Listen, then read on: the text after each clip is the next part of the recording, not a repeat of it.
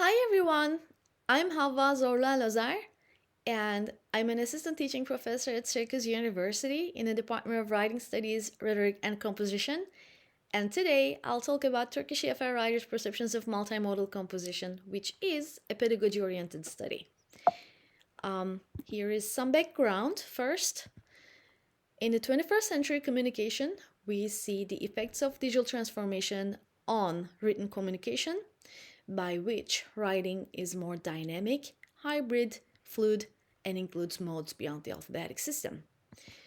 And therefore, in the mid 1990s, a group of scholars called the New London Group developed the notion of multiliteracies, emphasizing the meaning making potential of various design elements, including visual, audio, gestural, spatial, and multimodal. And of these different modes of meaning, the New London Group stated that multimodal is the most significant because it relates all the other modes in quite remarkably dynamic relationships. Grounded in the multiliteracies movement, we have multimodal pedagogy. Multimodal pedagogy offers instructional practices to facilitate students' work with multimedia in text production. And a review of the literature indeed shows that implementing multimodal pedagogy can develop multiliteracy, language, and communication skills. It can foster autonomy, motivation, and efficacy, and it can help with voice and identity construction in writing, as well as investment in writing. While there is a growing body of research on multimodal pedagogy in diverse EFL settings, there is little research on the pedagogical explorations of this approach within the specific context of Turkish EFL writing. Therefore, the objectives of this study are, first, to demonstrate the ways in which digital multimodal pedagogy can be implemented in the teaching of writing to Turkish EFL writers, and second, to examine their perceptions of digital multimodal writing practices in an educational environment that is traditionally embedded in monomodal ideologies. Here are the methods of inquiry. The participants were the sophomore students enrolled in the English language teaching department at a public university in Turkey. They took English in Mass Communication course, which was an elective course offered in the spring semester of 2023. And data came from students' reflections on their assignments and a qualitative survey conducted at the end of the semester. And due to the qualitative nature of the data, I applied thematic coding following Saldania's coding manual. And here is a quick description of the pedagogy that I applied in this course. Our course was centered around the theme of change, and specifically Gandhi's "Be the change you wish to see in the world."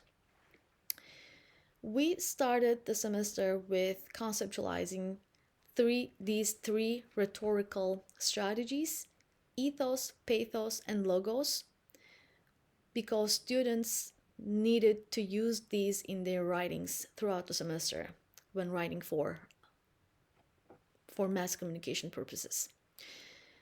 And here are the multimodal assignments.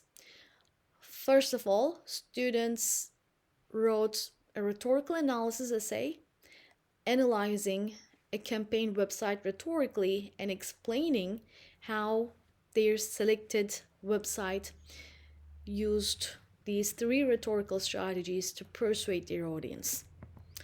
And then students developed a campaign proposal to achieve one of these three purposes: raise public awareness about a social problem, advocate change, or generate interest in a community service project. And then, to communicate their campaign to a broader community, students developed a digital zine, and at the end of the semester, they built a website remixing all of their work that they completed previously into the website. So these were the multimodal assignments that students produced in the course. And here are the findings of my analysis of students' reflections and the survey. First, the reflections. My analysis of reflections on multimodal assignments revealed both challenges and benefits of producing multimodal assignments. So, one of the most common challenges stated in the reflections was that it was a first time experience for the majority of the students to work with multimedia in producing English texts. So, for example, one student said the challenging part was doing it for the first time, or another, I didn't know how to use the programs that they needed to use for producing the multimodal assignments. And another common challenge was working with multimedia itself. A student said it was very difficult to make the page layout, find the right pictures, and add them and align them.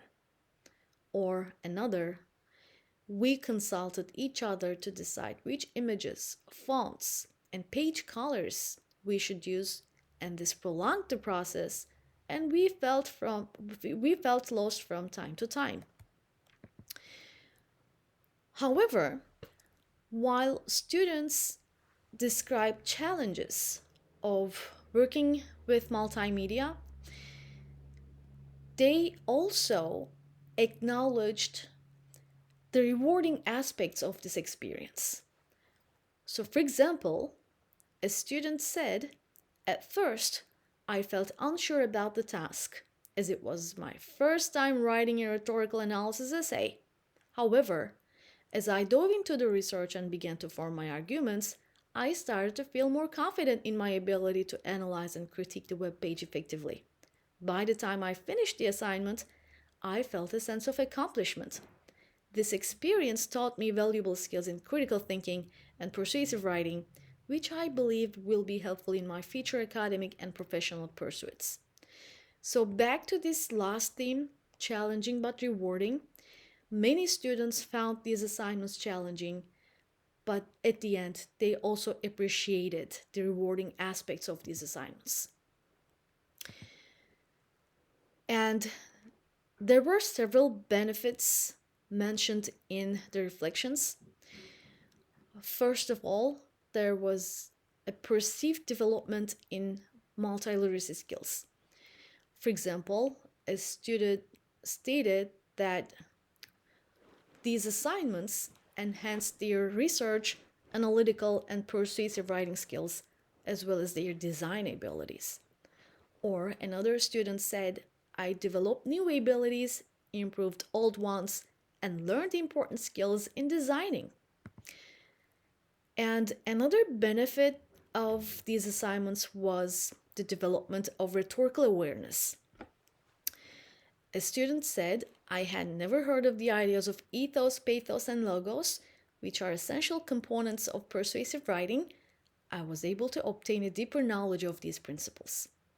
And another, if I wish to contribute to any campaign website, I am aware that every website has evidence that the website is rhetoric or not. And analysis of the reflections showed that there was also improvement in students' critical thinking skills. Here is a lengthy quote that I wanted to share because this is the greatest exemplar of this theme. The student said, pathos refers to the use of emotional language, imagery, and storytelling to elicit an emotional response from the audience. There are various visuals in the Trees for Cities campaign. These images mostly include people who are happy while planting trees. However, as everyone knows, we have been in trouble with forest fires all over the world, especially in recent years. The fact that it was not mentioned at all made me think that they were not quite successful in the effective use of pathos. But does using pathos well mean exploiting feelings? Is it necessary to talk about negative things? Doesn't showing people's happiness in planting trees also refer to pathos? I had a lot of indecision about this. As a result, I concluded that if fires were mentioned, they would be more successful, but with the current version, they are still good at the use of pathos. The quote itself represents the critical thinking process by the student, and such examples were seen in different reflections of the students. And here are the results of the analysis of the survey. At the end of the semester, in the survey, students showed positive attitudes towards the course. They used words such as fun, enjoyable, beneficial, motivational, entertaining, interesting to describe the course. And students also demonstrated perceived development in autonomy, creativity, and interest in multimodal writing and interest in writing. Here are some examples. It was very nice for me to be able to produce a lot of material on my own. It was nice to finally be able to use creativity in an almost unlimited way. And the course made me more curious and inquisitive about what I have to write. And the survey results also showed that the course provided meaningful learning experiences. An example of this is seen in this comment. I saw the course homeworks not just a homework, I see them real life tips in this tech world all around us. And here is another example representing this theme. I wanted to print it and actually give it to some of my friends, as one of the purposes of a zine is to give it to other people to share your idea. So I printed some examples on my printer and made a small booklet. I gave a few of them to my friends, and I kept one to myself as a reminder of how I conquered the unknown, which again shows that the course was meaningful and the assignments were meaningful to students' lives. And here are conclusions. Multimodal pedagogy can enhance L2 writers' digital communication skills as demonstrated in the previous literature, and therefore the findings of this study align with these findings of the previous work. Furthermore, this study showed that multimodal pedagogy can foster motivation and autonomy, again supporting previous research. And adding new knowledge to the scholarship, this study showed that multimodal pedagogy can develop students' rhetorical awareness, critical and creative thinking skills. So the implications to draw from the results of this study are, well, teachers can facilitate opportunities for EFL writers to engage in composition practices utilizing diverse semiotic resources beyond the linguistic. While doing this, though, students should be attentive to students' needs and maintain a balance between the assignment requirements and student resources.